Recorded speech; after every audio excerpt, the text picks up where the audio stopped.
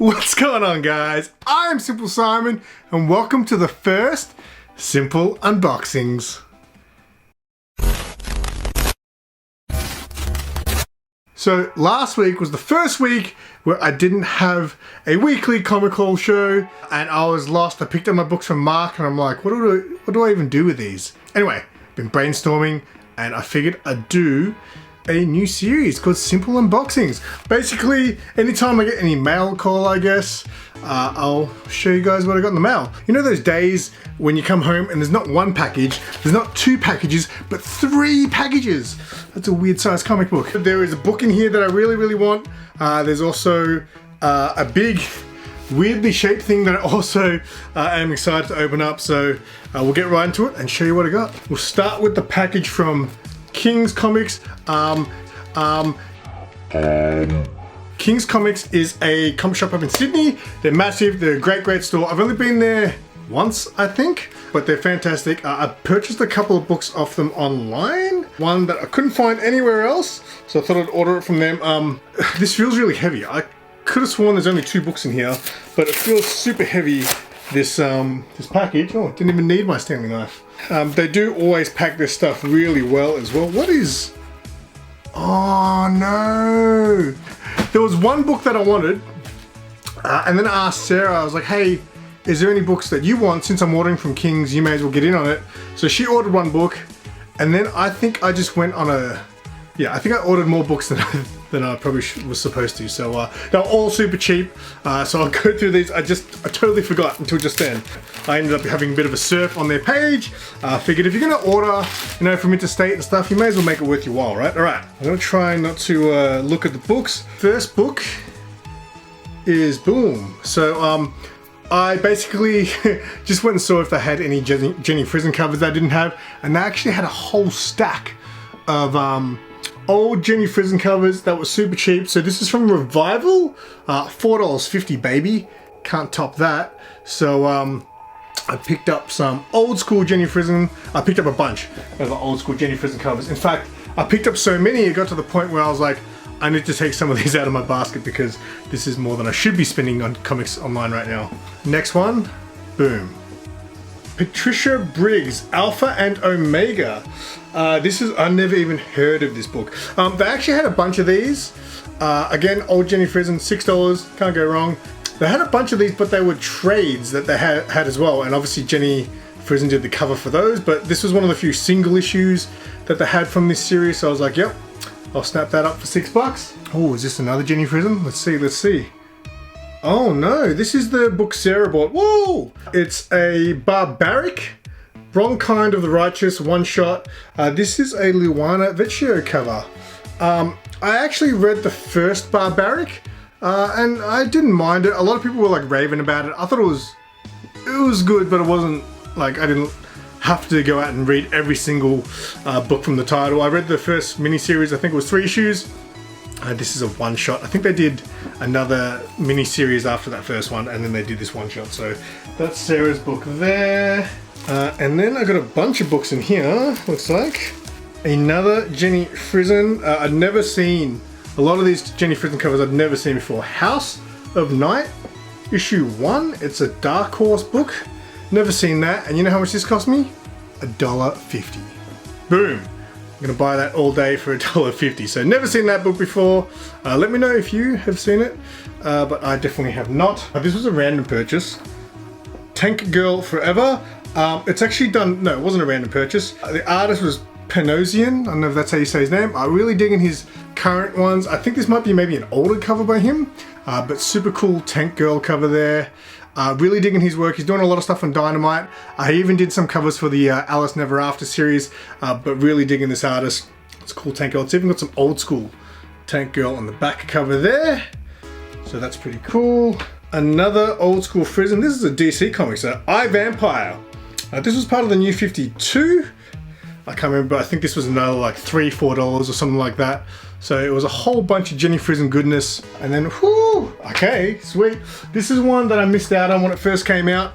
I believe later on I ordered the black and white variant of this book. This is Teenage Mutant Ninja Turtles and Power Rangers. It was the cool April O'Neil cover. done by Jenny Frison. So that's obviously a lot more modern than all these other ones I've been showing you. But that's cool. I kind of, once I got the black and white one, I was like, whatever, I don't need this. But they had it for just standard cover price, 12 bucks or something like that. So I picked that one up. And then the whole reason I bought these books in the first place was actually to get this. I was hoping these books would all be bagged and boarded, but whatever. This is Something's Killing the Children. This is the other half of the connecting cover. I picked up the first half from, where did I get it from? I think it was in our, that's right. So yeah, I picked up the other half from Comic Bookaroo. You picked up the other half. Sorry, Sarah picked up the other half for me, but this one was really hard to find. I couldn't find it anywhere, but King's Comics had one still, so I picked that one up. So now I've got both connecting covers. Super cool. I was super pissed off and jealous when Sarah picked up those covers because I didn't even remember seeing them. I didn't know there was a connecting cover. I would have bought that all day, but apparently I didn't pre-order them. So now I have them, so my life is complete.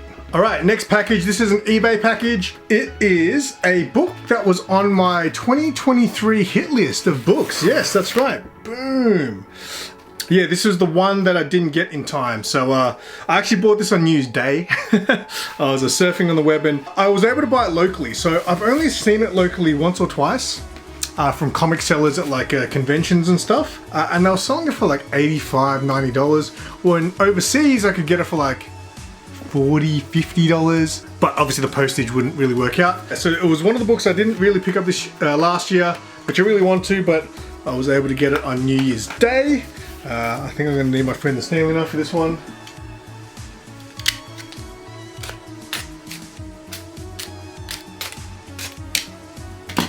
Alright, ready? So it is. Boom. Batman 368. Out of all the books I really wanted, this was, I felt like the one that should have been the most attainable, but I don't know, it just kept escaping me. And again, it was hard to find locally. But yeah, it is the first appearance of Jason Todd as Robin. I didn't even learn about this key up until maybe a year and a half, 2 years ago. And I thought, you know, as a Red Hood fan, Jason Todd fan, I should probably have this key. I probably won't get his first appearance ever, just because that book's a little bit too much these days. But first Jason Todd as Robin, definitely one I thought was worth getting. So I finally got it, which pretty much completes my hit list for 2023.